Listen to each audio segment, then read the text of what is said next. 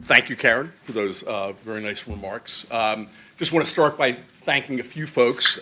My terrific co-author, David Socolow, who knew vastly more about all this when we started writing, still probably does today, but we ended up being a good team, I think, and Karen and everybody else at the Social Finance Institute for their support. Everyone who agreed to be on the panel today, welcome. Thank you all for helping us out. The wonderful events team here at McCourt School, Jack and Crystal and everyone else who did a great job, and then all of you for coming today. So I hope we will make it worth your while. So David and I wrote this paper on lessons that we've learned so far from financing education and training with outcome-based repayments.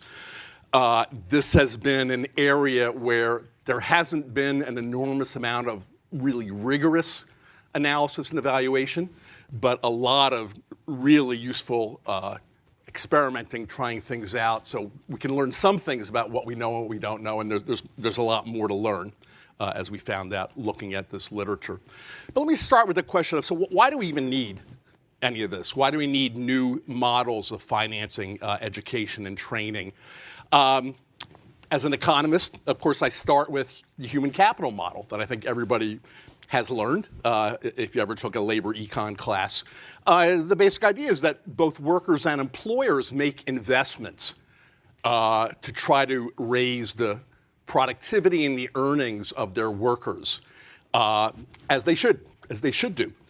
But we also know from this literature, economists have known for a long time, that the amount of investment made and the quality of investments can often be very limited by a set of what we call market failures, public good aspects of training, capital market problems, et cetera, as well as inequities that might mean that the lowest income workers, people of color, women, excluded groups, traditionally marginalized groups, might be particularly disadvantaged in this world. All of which leads us to the notion that, okay, there's got to be some public funding in this area, and that's not a very controversial idea.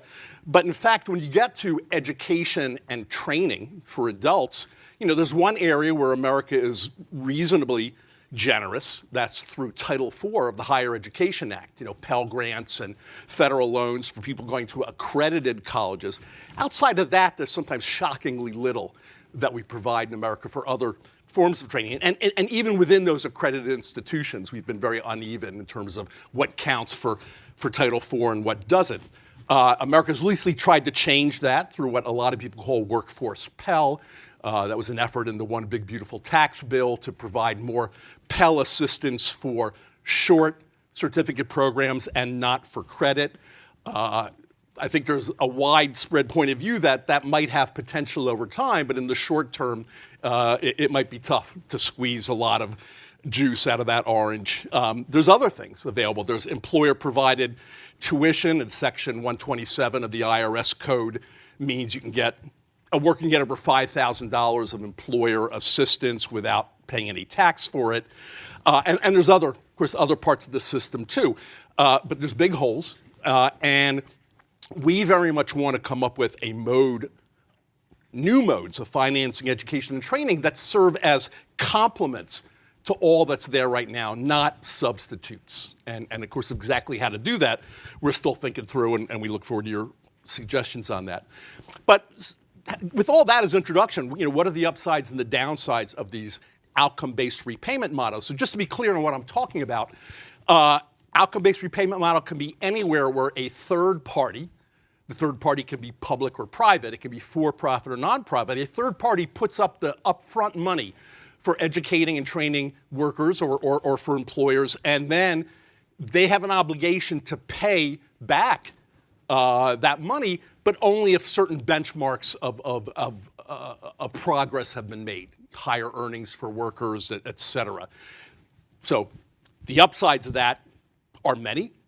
First of all, it should provide a good deal more funding, because especially from the private sector, especially from for-profit as well as not-for-profit, it should help reduce the risks on human capital payments. And all investments are risky in this world, but especially if you're looking at workers or their employers trying to invest in the future, not always knowing if kind of education and training they get is going to pan out for them. You'd like to reduce those risks if possible. And it also helps to align incentives with outcomes, because lots of players in this world will have incentives to make sure that the training is effective and high quality. Otherwise, they don't get their finances back. So there's those positive aspects. But at the same time, we know there's downside. First of all, there's quite major obligations on the borrowers who may have to repay these funds. And in many cases, the terms of the deals are hard to understand and a little opaque. There have been predatory lenders in this world, and we need to rein them in. Anytime you do education and training, there are some groups with potentially weak outcomes for some of the borrowers. And the more of that you have, the more it maybe undercuts the success of the whole system in doing this stuff. And then finally, especially economists and other public policy analysts know that anytime you try to do sort of some kind of performance-based model, you might get adverse incentives for gaming. For instance, you might encourage the providers to only let the most successful people to make their numbers look good. Most successful people into their institutions. So, and we strongly believe that both the upsides and the downsides, the magnitudes of the upsides and the downsides are going to differ for different groups of workers, different employers, different industries, right? So we start with the assumption that one size doesn't fit all, but everything we've learned certainly reinforces that view, right? There's likely to be different market segments. There's likely to be different funders. Some things are going to work differently in one segment or the other segment. And we have to prepare for the possibility that there might be some groups of workers, lower skill, lower wage workers, for whom this might not even be a model at all that works. And maybe we need other things for those folks. With that all, again, as kind of thinking about this, we did a landscape analysis. There are, at least by one recent count, well over 300 programs of this nature around the country. We did a sort of closer look at a little over 30 of them. And you do see this wide range of program and participant characteristics. First of all, there's this difference between ISAs, income share agreements, and OBLs, outcome-based loans, with the main difference being, an outcome-based loan is for the repayment is for a fixed amount of money, like any loan, right? You have a balance you need to pay off, whereas the ISAs, it's more for a fixed percentage of your income that the funder might try to get back from you. So, and the world, they seem to be tilting more towards OBLs over time, but it was clear that some funders prefer one model or the other. If you look at those funders and then you look at the program operators, there are both private and public funders. Some of them are for-profit, some not for-profit. Among the private funders are both investors looking for a full rate of return that they're used to from the market. Some investors who are impact investors, willing to live with a smaller rate of return if they see some kinds of social good being done, or the philanthropies, looking for less return at all. And of course the public sector, but the public sector has also gotten more interested in pay it forward models where they're counting on some of that money to come back so that they will then have funds built in for a next round of recipients. And again, the program operators and providers come from all of these different segments: for-profit, not-for-profit, the higher ed world, other training providers, et cetera. The average terms that we see when we do a scan of all these different programs, on average, there's a minimum threshold of earnings of usually in the range of $40,000 to $50,000 before the obligation of repayment kicks in. $40,000 on the worker's earnings before either the employer or the worker has to start paying back. And by the way, some of us think, and David and I have talked a lot about this, if you're talking about really low-wage workers, that might not be an appropriate threshold either, right? If someone's earning 20 today, the odds of them getting up to 40 and 50, it's not impossible, but the odds will be longer. Maybe the appropriate threshold for them is a percent improvement, percent increase, what economists call value added rather than a fixed level. Just one more thing to think about.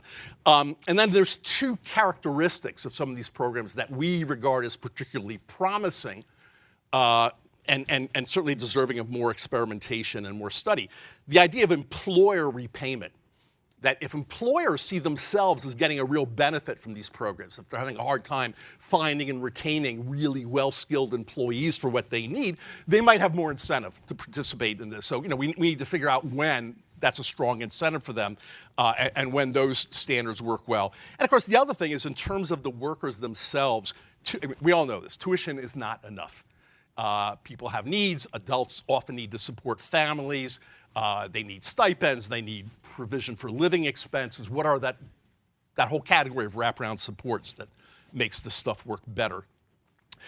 There's one of what we would call a more serious evaluation from MDRC, the big evaluation house in New York. They were studying a set of 4 programs that were called career impact bonds, actually developed and financed by social finance. The study's not an impact study. There's no randomized trials. It's more of an implementation study with a lot of important descriptive results.